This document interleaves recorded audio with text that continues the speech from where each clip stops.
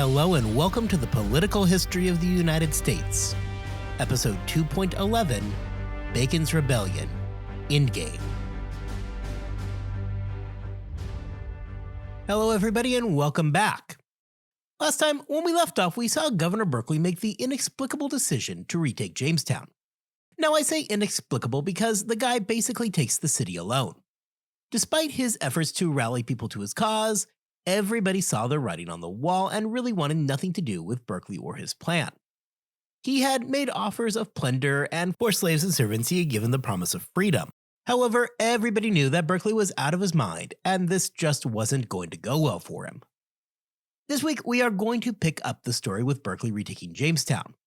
This week is also going to, as the episode title so suggests, bring us to the end game of Bacon's Rebellion. Now, if you're just totally taken in by the story, don't worry, I've got one more episode on Bacon's Rebellion planned for the next episode.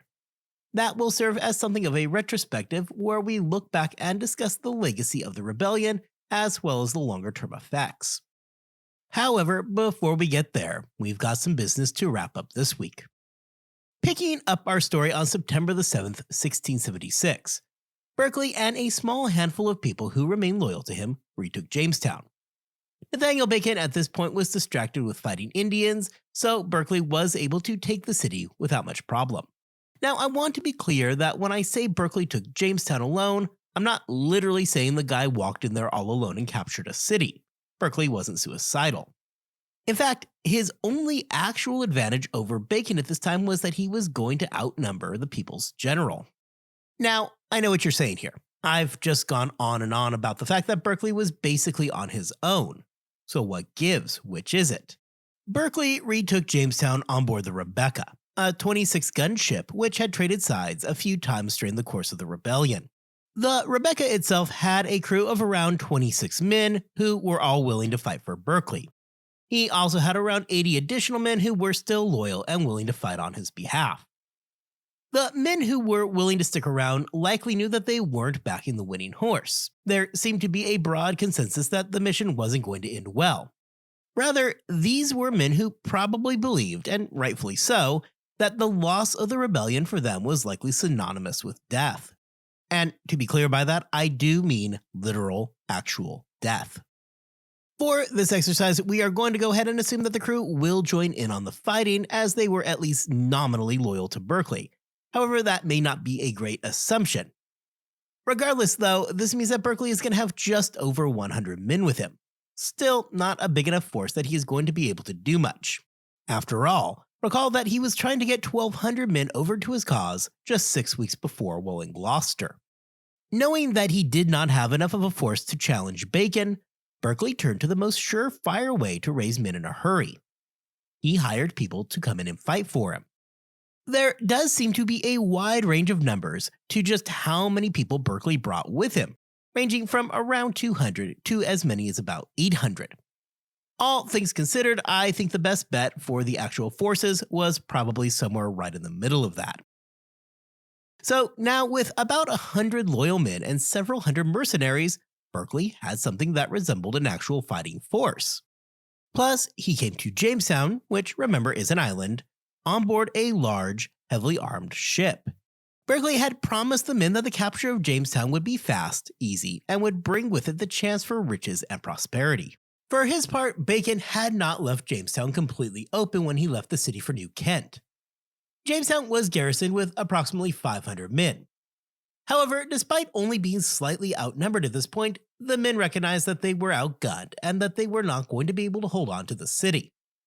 Quickly deciding that they weren't going to be able to hold the city, the men all concluded that this is not the hill any of them wanted to die on. Withdrawing quickly from Jamestown, the men went down to New Kent to inform Bacon that Berkeley had returned and had recaptured the town. A small handful of men did in fact hang around and resist during September 7th. However, by the end of the day, the city was all but abandoned. Berkeley would enter the city officially on September 8th, retaking it without having to fire a single shot. Berkeley knew that even though he had managed to recapture Jamestown without actually fighting for it, it was not a sustainable solution. Really, nothing had significantly changed. Berkeley's hopes of victory still looked slim as popular support throughout the colony was still very much behind Bacon. While it must have been nice to celebrate a victory for recapturing the capital of Virginia, Berkeley must have also recognized that this was a less than ideal situation. The rebels had not abandoned the city because they had been defeated. Rather, they left to regroup for a much bigger fight. Berkeley would have had no misconceptions. Bacon was going to be coming to Jamestown, and if Berkeley hoped to not just hold the city but also survive, he was going to have to fight for it. By this point, Jamestown itself had become a sore point for many of the more rural settlers. The original city of the colony had grown substantially in the past few decades under Berkeley's leadership. We have talked much about the pilfering of funds from taxpayers. Many of those funds had gone to improve Jamestown itself. This all follows. It wasn't 1607 anymore. Virginians are not dying in droves anymore like they did in those early years. Furthermore, over the decades, and especially under Berkeley, something of an aristocracy had formed within the colony. These were the men loyal to Berkeley, those who had gotten rich at the expense of the planter class. Even within Jamestown, Berkeley kept himself surrounded by those who were loyal to him, something which would have created a pseudo-court system within the city. As has always been the case, men of means want to live somewhere that was nicer than a mere backwater. In Virginia, Jamestown was going to be that place, and accordingly it had become the most well-developed and nicest place in all of Virginia. And to be clear, don't start comparing Jamestown to London or Paris. They're still on completely different levels, and it is a completely unfair comparison. However, for those living in Virginia, Jamestown was the best that they had. For those on the outside looking in at the growing city, a city largely growing because they had paid such a high amount of taxes, anger festered. For the rural planters, Jamestown represented everything that was wrong with the Berkeley administration. Knowing that it was only a matter of time before Bacon and the rebels reached the city, Berkeley quickly turned towards the task of preparing for the defense of Jamestown. Bacon had taken Jamestown before with little resistance, and Berkeley had no intention of being caught flat-footed again. Berkeley went to work and had the town fortified by those mercenaries that he had hired. For the next 5 days, men worked overtime in order to entrench the colony and surround it with a large wall to keep out the invading rebels. As predicted, on the morning of September 13th, the first rebels arrived in Jamestown. Now, to be clear, do not start imagining that this is some massive horde of people that are just rolling up on Jamestown all at once. Bacon had been off fighting the Pamunkey for the last few weeks, and had a moderate amount of success against them. The Pamunkey people were basically only guilty of being Indians in Virginia at the wrong time and had felt the wrath of Bacon and his men. As a side note, the Pamunkey people were one of the remnants of the Powhatan Confederacy. Following success in the field, Bacon was about ready to pull out when he got word of Berkeley having recaptured Jamestown. Bacon, along with his Pamunkey prisoners, quickly made their way back to the capital. Along the way, it does appear that Bacon was picking up freshmen who were anxious to join in on the action. Throughout the night of the 13th, Bacon's men dug in. By the next morning, they had their own defenses in place for the coming battle. Bacon's men had done a good enough job that, for all intents and purposes, Jamestown was now under siege. The opening shots of the attack came from Bacon's troops, who unloaded their muskets through gaps in the wall surrounding the city. What followed was a running gun battle between the Berkeleyan forces and Bacon's men. The battle for Jamestown quickly morphed into the single biggest engagement of the rebellion. The first several days of fighting were spent largely attacking at a distance. This is where you get Bacon's men shooting through the gaps in the walls. The forces under Berkeley did fare better in the range of heavy weaponry, as they control the cannons inside of Jamestown. In addition to the cannons inside of Jamestown, Berkeley controlled armed ships across the bay that were firing into rebel lines. Despite this advantage in artillery, however, the rebels held their positions as the forces under Berkeley were unable to break through Bacon's lines. Even after several attempts to land men to break those lines, the rebels held on. However, this isn't to say that they did so unscathed. Berkeley's forces had success in raiding rebel positions and stealing precious ammunition and supplies. In addition, Berkeley managed to take several prisoners. In what would become something of a habit for the embattled governor, Berkeley wasted no time in having the captured rebels hung. While this was certainly meant to be a threat to the rebels outside the fort still fighting, it just helped grow that rift between them and Berkeley even deeper. The governor of the colony, the man sent there by the king to lead them, was hanging the citizens of Virginia openly. For a man who was already commanding so little loyalty, these hangings did nothing but reinforce why they were fighting in the first place. It showed the regard that the governor held them in, and once again is a huge misstep for Berkeley. On September 15th, Berkeley attempted to deliver a decisive attack. Recognizing that his best chance at defeating Bacon was doing so quickly before more men could come reinforce him, Berkeley decided that it was the time for that aggressive move to remove Bacon from the board once and for all. Having his men form lines, he planned to lead a full assault on the rebel position. The problem for Berkeley is that by this point he didn't really have a ton of men just jumping up and down to be on the front line of an assault. His solution was to gather up servants and slaves, while their masters would, supervise and be in that second line to back them up, just in case. The servants and slaves were not terribly excited about this prospect, and they were not exactly in the game of being professional soldiers. On the other hand, many of the men fighting under Bacon by this point had at least seen some action fighting against the Indians and had learned how to handle themselves in a fight. The results of the battle were predictable. The lines advanced and were quickly mowed down by the superior rebel forces. With the first line of the attack now gone, the fight fell to that second line. That second line that was made up by those who were still actually loyal to Berkeley. With the battle now in their hands, these men who were still loyal to Berkeley stood bravely and led a triumphant attack, breaking Bacon's lines, capturing the wayward general, and bringing the entire rebellion to a dramatic end. Or after becoming exposed, they decided that they had had more than enough fighting for one day and turned and ran just as quickly as their feet would carry them. The defeat of Berkeley's forces in so many ways marked the end of the battle. The actual fighting would continue for several days, however, the last real chance that Berkeley forces had vanished in this assault. The fighting wasn't over, but now it really was just a matter of time for Bacon. With the Virginia forces now in shambles, Bacon decided that this would be a wonderful moment to flex just how much power he had. Bacon held a parade of the Indians he had captured, a sign of just how much he had defied Berkeley's authority. What had begun months earlier with Bacon leading an unauthorized raid against frontier Indians had now accumulated in him parading them through the Virginia capital. As this parade was going on, Bacon's men managed to get their cannon up and running and quickly open fire on both the royalist ships in the harbor and on the State House itself. So, at this point you might be wondering, what is it that Berkeley is doing?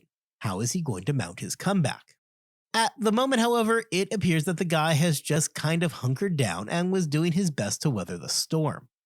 Undoubtedly, by this point, morale inside of the fort was approaching zero, as Berkeley and his men just hung around, trying not to die. According to one source I saw, it wasn't like the rebels actually were hitting anybody with the cannons. However, the fact that they were hiding wasn't a great moment for any of them. On that note, it is worth saying that I found virtually no evidence that the cannons really do much more during the rebellion than inspire terror. Apparently, nobody in Virginia at this time was a great shot, and most of the cannonballs just totally missed their targets. Now, in a strange note regarding the sources, I can't seem to get a great sense of when the events I'm talking about actually took place. I've got a few sources on the matter, and they all give me a range of dates between September 18th and September 20th. The internet was little help as well, as I was finding the same range in dates online. So suffice it to say, the events that we are talking about here took place sometime between the 18th and the 20th. However, it looks like there is still some room for debate as to the specific date. Regardless, however, of the specific date, the situation around Jamestown was dire. It was a wet morning as the rain pelted down. The Berkeley forces were holed up inside the fort trying to figure out what to do next, Well, Bacon and his rebels plotted how to bring the entire affair to an end.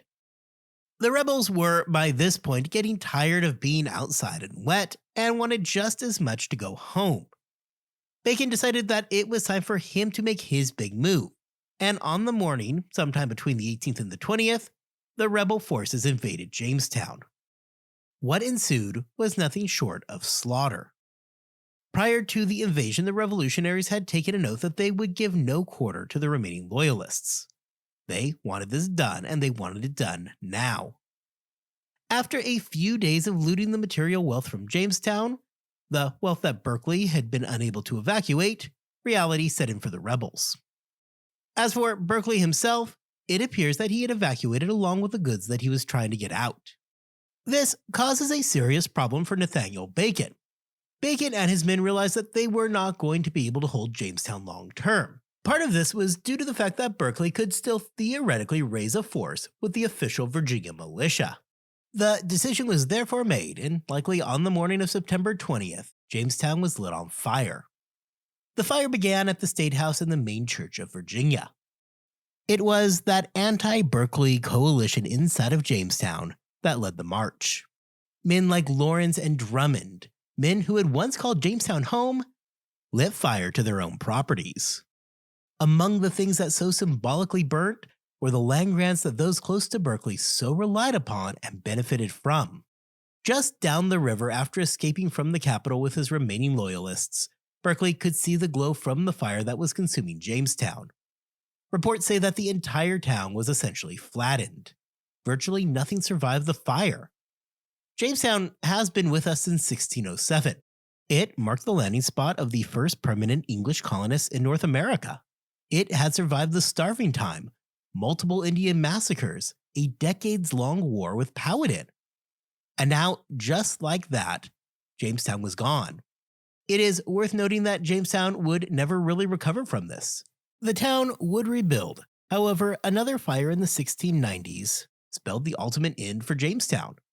The capital and the city were relocated to Williamsburg.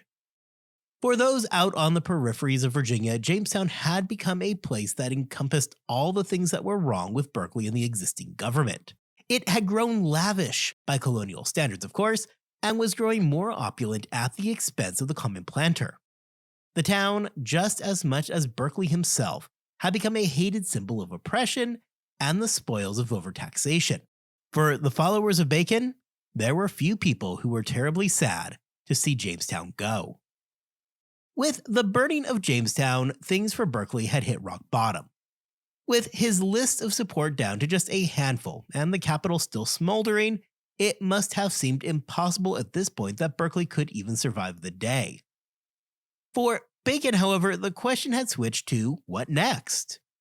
Berkeley, for the time being, was basically a non-factor. After the burning of Jamestown, he wasn't about to be rushing back into battle. So, as so many revolutionaries have had to figure out, Bacon was left with having to decide what to do now that he had won the war. It does seem that sometime around the early part of October 1676, there was at least some discussions about a fully independent Chesapeake, an actual break with the English Empire. This is something that, up until this point, Bacon had consciously shied away from. However, for the moment, the sky was the limit. Immediately after his victory in Jamestown, the next spot to attack was Berkeley's plantation at Green Springs, which was promptly looted once again. Bacon also took the occasion to take a page out of the Berkeley playbook. There at Green Springs, Bacon officially denounced Berkeley as a traitor. With his attention turning away from the armed conflict to the more practical governance of the colony, Bacon set out to accomplish just that. With Berkeley having fled the colony entirely, there was basically no functional government anymore. Bacon was no anarchist. He understood that establishing a government was of paramount importance. The first thing that they needed to do was find a replacement for the governor's position. For that, they turned to Sir Henry Chesley. Chesley was a staunch Berkeleyan. However, Bacon liked him for a couple of reasons. First of all, he was a deputy governor, so he had the necessary legitimacy, something that Bacon personally would have lacked. Second, he was a hostage of Bacon's, which is something that gave Bacon an advantage when it came to dictating the terms. Finally, Chesley was viewed as being somebody who was relatively weak. After all, it is not like Bacon and Company wanted to place the power in the hands of somebody who would be an actual threat, but rather they wanted somebody who would act as a stooge for those really controlling the levers of power. As we turn to the fall of 1676, the Virginia colony looked dramatically different than it had just a season before.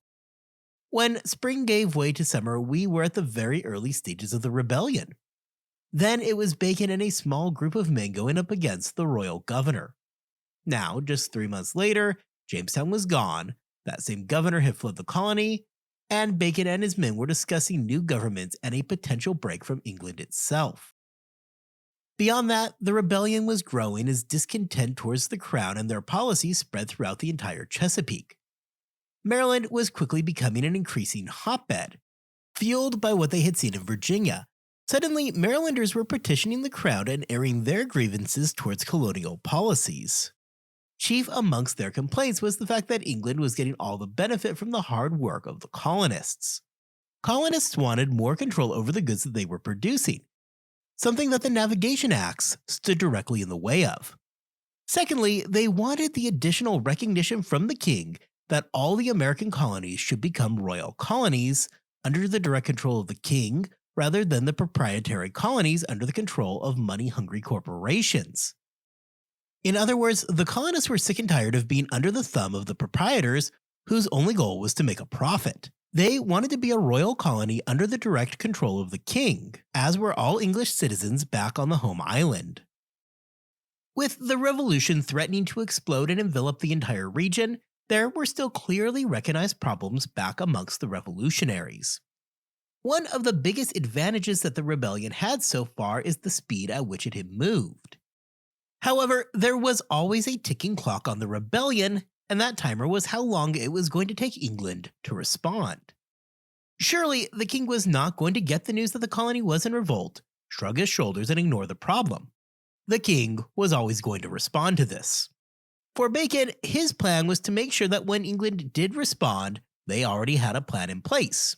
That plan is that by the time the English started asking questions, that they should have a system in place that was functional enough that it simply made more sense to come to some kind of an agreement rather than to risk the continuity of the colony. We are going to talk more next week about the English response when it did in fact come. By the middle part of October 1676, the capital of the colony had moved to West Point, a point situated in the middle of Virginia. Bacon continued to grow his territorial gains within Virginia and was coming ever closer to having a fully functional government in place. Those in power had agreed to take yet another oath, pledging their loyalty not only to Bacon's government, but also against all enemies in whatever form that they may come. This included Indians, other Virginians, and most importantly, the English themselves. With everything coming together and talks increasing about a full separation from England, it seemed almost impossible that the rebellion could fail at this point. Berkeley had been disposed and everything was going great. However, unbeknownst to Bacon at the time, he had faced his greatest enemy back in Jamestown and while fighting the Indians in the swamps of Virginia. After months of living outdoors in dirty conditions, Bacon had contracted dysentery. It is a fun thing to sit around and think about what could have been. Could 1676 have marked the break from England? Could Nathaniel Bacon have been the face of a new nation? How would Bacon's forces have handled themselves against the English army that was now quickly approaching? However, these questions are going to remain something that exists only in an alternate timeline. On October 26, 1676, Nathaniel Bacon died. He was just 29 years old. Nathaniel Bacon had become the face of a rebellion that would have ripple effects across the history of Virginia. His rebellion was the first rebellion that England had to face in the colonies, and it had largely been successful. Berkeley had, for the time being at least, been driven from the colony. The very symbol of the abuses and the corruption under Berkeley had been burnt to the ground in Jamestown. While the rebellion would continue on, in many ways the future of it had come crashing down hard on that late October day. The rebellion would continue to some extent for years to come, and the English forces would spend significant time and energy stamping out the remainders of it. However, as something that was ever going to succeed, the rebellion was indeed over. When I say that the rebellion was over, I'm not just talking about the loftier goals, things like Chesapeake independence, which is a thought that absolutely died with Bacon. However, I am talking about the rebels' ability to maintain what they had already gained. Governor Berkeley would soon be back in the colony, and what ensued was his vengeance that he unleashed upon those who had followed Bacon. As it turns out, Bacon was such a critical part of his own rebellion that it simply could not survive its namesake's death. In the aftermath of Bacon's death, numerous things are going to happen. Berkeley is going to return to power. English forces are going to arrive to restore order.